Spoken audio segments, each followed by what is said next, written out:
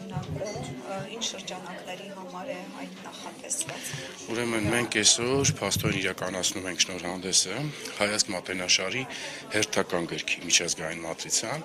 ուրեմն երկու բառով հիշեցնեմ, Հայացք Մատենաշարը ընդհանրապես վերաբերել է եւ ունեցել է նպատակ արտաքին քաղաքական կարևորագույն գծերին անդրադառնալու, հա, ուրեմն Մատենաշարի ներքո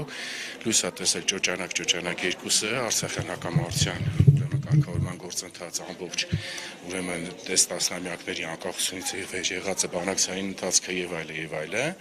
նույն Ղարաբաղյանին առնչվող եղել է ԵԱՀԿ Ղարաբաղյան դոսիեն Աննա Կարապետյանի, ուրեմն ԵԱՀԿ-ի ներքո բոլոր փաստաթղթերի հայերեն լեզվով թարգմանությունը եւ վերլուծականները ըստ ժամանակագրության, հա, ուրեմն առանցին անդրադարձ ա եղել 18-ից 21 թվականների արտաքին քաղաքական իրավիճակին Հերմինե Մխիթարյանի ուրեմն ընտրված պարտություն գիրքը եւ արտաքինի մյուս գծերը մեր մոտ եղել է 3 գրքով, ասեն այսօր երրորդն է։ Դրանցից առաջինը եղել է խոշորացույցը Հայաստան եւ հարևաններ,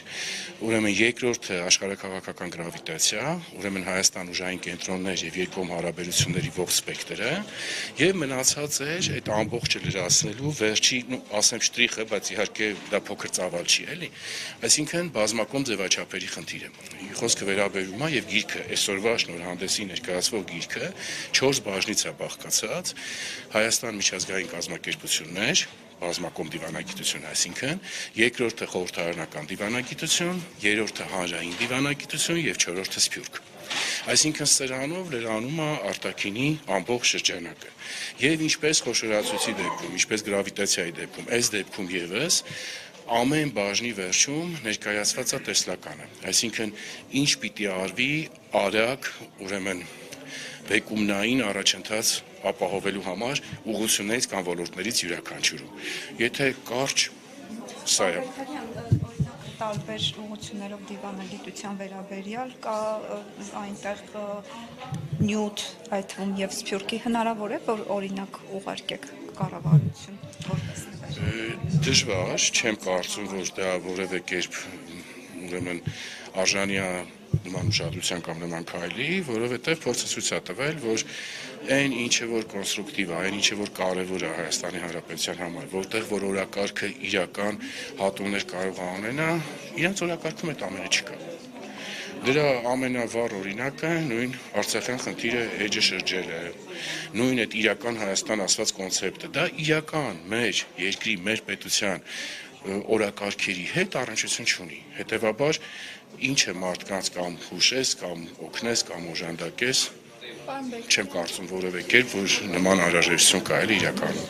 Եվ կներեք վերջը, եթե ունեն ցանկություն ինչ-որ բանից օգտվելու, որին խիստ կասկածում եմ, գիրքը ելնելու է բաց հանրության համար հասանելի եւ այլ։ Գիտական համայնքին հետագա սերունդների համար որքանով կարևոր է լինելու, որքանով օգտակար է լինելու։ Տեսեք, ես շատ հուսով եմ, որ ինքը օգտակար է լինելու, որովհետև անկախության շրջանը իր մեջ ներառում է հասնում մեր օրեր, հետևից ունեցող տեսլականով։ Այսինքն, եթե մենք պատկերացնենք պետական ծառայողին, որը զբաղվում է ոլորտով, եթե մենք պատկերացնենք լրատվամիջոցների մեր գործընկերներին, որոնք լուսաբանում են արտաքին քաղաքականություն, քաղաքական ուժերի ներկայացուցիչներին, առավելապես նրանց արտաքինի պատասխանատուներին, նույն քաղաքացիական սեկտորը, հա, եւ իհարկե ուսանողները, որոնք մասնագիտությամբ ընտրում են քաղաքագետի, միջազգայնագետի եւ այլ մասնագիտությունը։ Ես շատ հուսով եմ, որ լինելու է օգտակար։ Շնորհակալություն։